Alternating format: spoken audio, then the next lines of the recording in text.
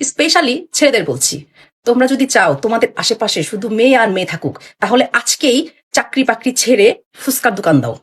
মেয়েরা সবচাইতে বেশি কার কাছে আবদার করে জানো? বাবার কাছে? হুম।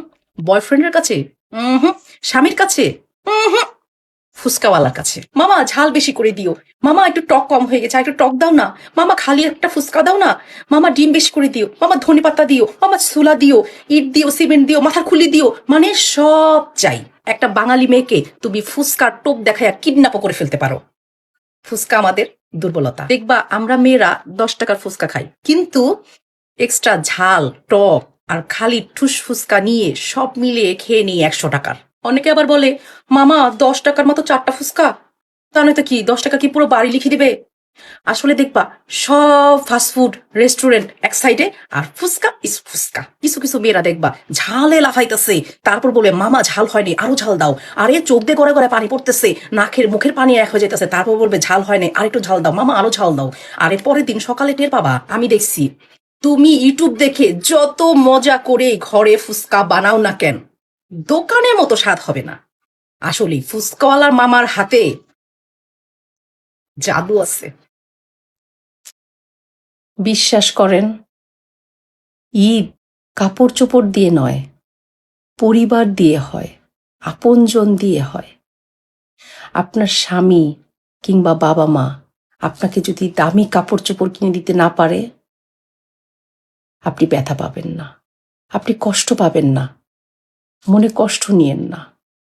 কারণ আপনি যত দামি কাপড় চোপড়ই পরেন না কেন, ঈদের দিনটায় আপনার পরিবার, আপনার আপনজন, আপনার স্বামী, আপনার জীবন সঙ্গী, সে যদি আপনার পাশে না থাকে, আপনি যত দামি কাপড়ই পরেন না কেন, আপনি খুশি হতে পারবেন না, আপনি প্রাণ খুলে হাসতে পারবেন না।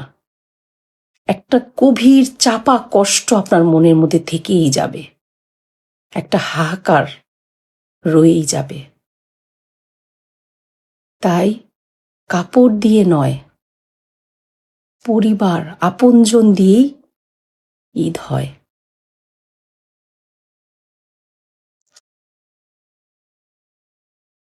আপনার নিন্দা সেই করবে যাকে আপনি উপকার করেছিলেন।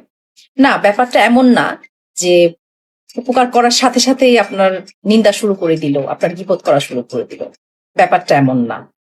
1 দিন, 2 দিন, 3 দিন, কিন্তু একটা সময় দেখবেন আপনার নিন্দা সে করবেই। তার মানে এটাও না যে আমি আপনাকে বলছি কারো উপকার করেন, বা এটাও বলছি না যে না কারো উপকার করবেন না। তবে ততটুকু সময়ের জন্য করবেন যতটুকু তার প্রয়োজন। প্রয়োজনের অতিরিক্ত আগ বাড়িয়ে আপনি যদি তার উপকার করতে যান, তাহলে দেখবেন হিতে বিপরীত হবে। একটা সময় সে আপনার নিন্দাই করবে। তাই অবশ্যই অবশ্যই খেয়াল করে দেখবেন যে যে আপনার নিন্দা করে, একটা সময় তার কিন্তু আপনি উপকারী করেছিলেন।